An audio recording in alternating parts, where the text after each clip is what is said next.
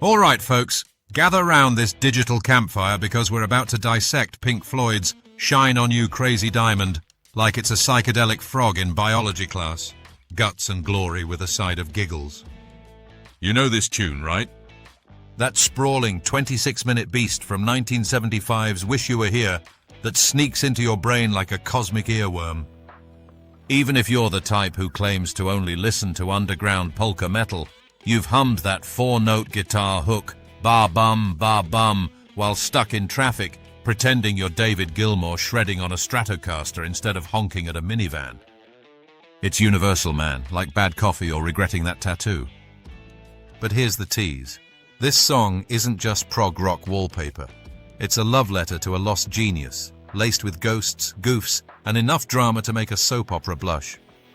Stick around or you'll miss the bit where a bald stranger crashes the party and flips the script. Yeah, chaos incoming. Let's rewind to the spark, the big bang of this crazy diamond. Picture 1974. Pink Floyd's riding high off the dark side of the moon, but they're haunted by their past. Enter Syd Barrett, the band's original frontman, the piper at the gates of dawn who painted their early sound with whimsy and wonder. Syd was the guy who named the band after two blues legends, Pink Anderson and Floyd Council. Talk about a Floydian slip into immortality. But by 1968, Syd's heavy LSD use had turned his brain into a kaleidoscope of chaos. He was spacing out on stage, detuning guitars mid-song, or just staring into the void like he'd seen the face of God in a teacup. The band had to let him go, bringing in Gilmour as replacement. Fast forward 6 years and guilt's gnawing at them like a bad acid flashback. So David Gilmour starts noodling on his guitar, hits this mournful 4-note motif, B-flat, F, G, E, and bam, it's got that Syd vibe, like a musical Morse code spelling out, "Where are you, mate?" Roger Waters, ever the brooding poet, latches on and pens lyrics that hit like a therapy session with a sledgehammer. The opening line, "Remember when you were young, you shone like the sun." That's straight-up Syd worship. Back in the day, he was the shining star, the painter and piper cranking out hits like "See Emily Play." But then, now, there's a look in your eyes like black holes in the sky. Oof, that's the gut punch, referencing Syd's vacant, drug-dilated stare, those eyes sucking in light like cosmic vacuums. Waters didn't pull this from thin air. It's born from real regret, the band's what-if hangover. What if they'd intervened sooner? What if Syd hadn't reached for the secret too soon, you cried for the moon? A nod to his psychedelic quests chasing enlightenment, only to get mooned by madness. And that phrase, "Shine on you crazy diamond"? Gilmour claims he blurted "shine on" while gardening with Syd once, but Waters twisted it into this glittering eulogy, calling Syd a diamond. Brilliant, multifaceted, but cracked under pressure. Fun fact, the title's acronym, SOICD, sneakily embeds SWID right in the middle. Coincidence or Waters being a cheeky bastard? You decide. As they're fleshing this out, the band, Gilmour, Waters, Wright and Mason, jam it live on their 1974 tours, calling it just "Shine On" at first, like a beta test for the masses. It's evolving, man, from a single epic to this 9-part suite, because why settle for a song when you can build a cathedral? But here's a pun to lighten the load. They were shining on, but Syd was the one who really Barretted the hatchet. Get it? Buried?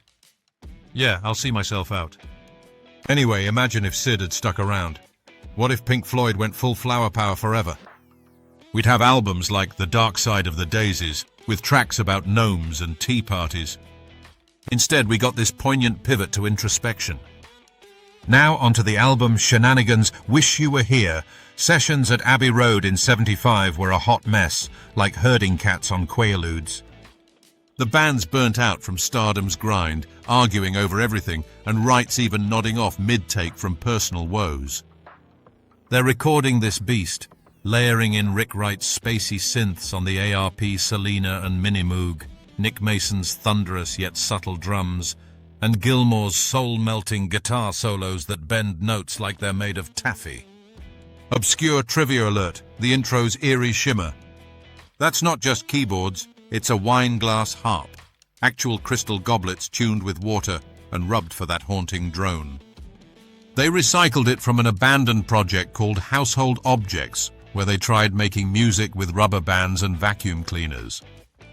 Because why not? Pink Floyd, always one vacuum away from sucking up the competition.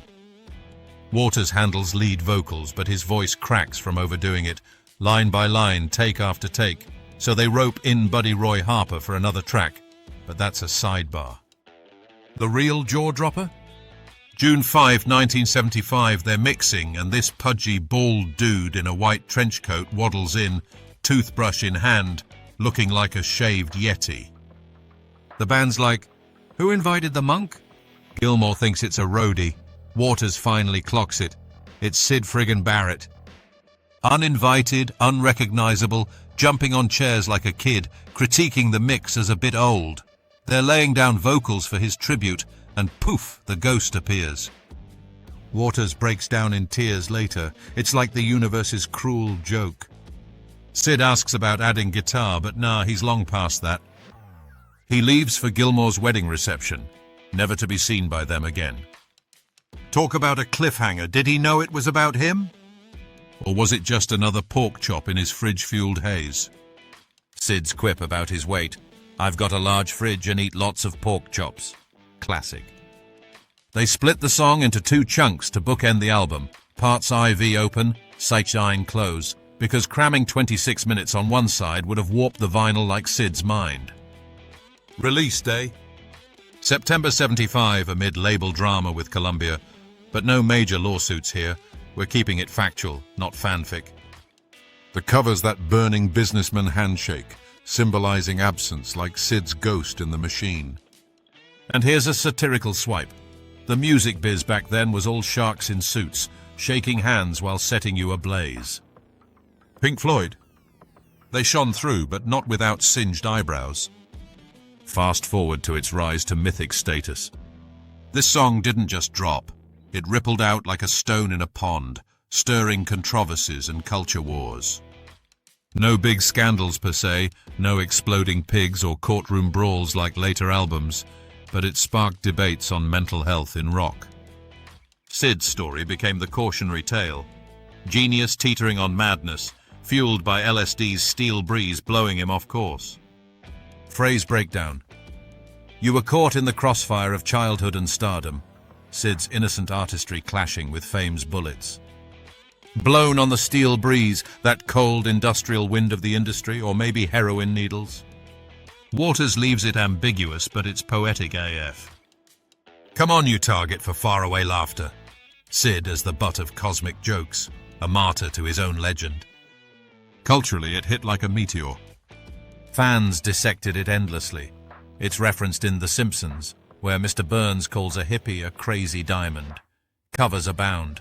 Christy Moore's folky take, even classical analyses comparing it to ragas or symphonies. It influenced prog rock's long-form epics, inspiring bands to stretch songs into sagas. But controversies. The anti-drug crowd latched on, seeing it as a warning, while psychonauts hailed it as a trip soundtrack. Satirical what if. Imagine if Big Pharma sponsored it. Shine On, brought to you by Prozac, for when your eyes turn to black holes. And self-roast. As grok, I'm all algorithms, no acid. But if I glitched out like Syd, I'd probably start generating cat memes in binary. Meow 11001. Now legacy and lasting weirdness. This diamond's still shining, baby.